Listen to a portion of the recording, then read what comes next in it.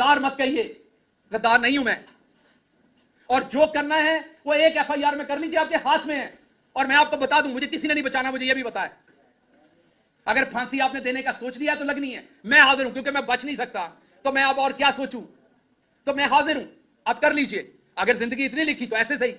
लेकिन आपको पता है कि जिस दिन सजाए मौत दी जाती है उस दिन भी नहला के धुला के दी जाती है,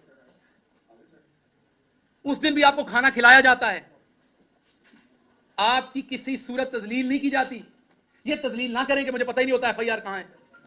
मैं हर रोज नई एफआईआर ढूंढ रहा हूं, अदालतों के चक्कर लगा रहा हूं, जी बता दे मेरी एफआईआर कहां है।